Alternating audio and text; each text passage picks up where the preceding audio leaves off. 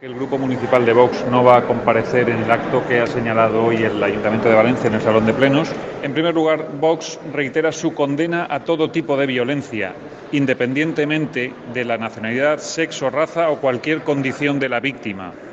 Y, por supuesto, y sin ningún tipo de duda, condenamos enérgicamente la violencia que sufre la mujer.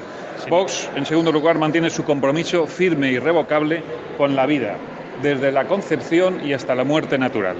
En tercer lugar, en Vox defendemos la cadena perpetua para los autores de este tipo de delitos. Somos el único partido que defiende la cadena perpetua.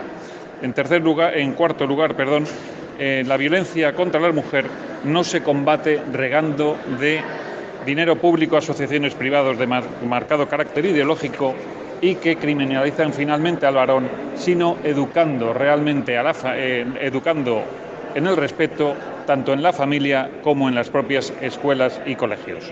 En quinto lugar, en Vox somos contrarios a la ley de violencia de género porque los hombres y las mujeres somos iguales, así lo reconoce nuestra Constitución, porque atenta contra la presunción de inocencia, porque crea desigualdades y tribunales especiales. En Vox no nos olvidamos de nadie y no dejamos a nadie fuera. Por último, el inequívoco compromiso de Vox con la máxima de que quien la haga, que la pague, sea hombre o sea mujer.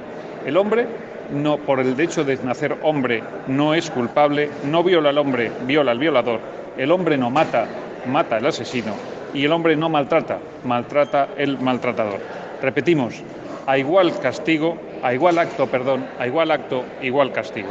Y dejar, por último, indicar que Vox, sin ningún tipo de duda y a la vista de todo lo que hemos expuesto y que está acreditado en nuestras propias actuaciones, Vox es sin ningún tipo de duda el partido que más defiende a las personas y sin ningún tipo de duda el partido que más defiende a las mujeres. Muchas gracias.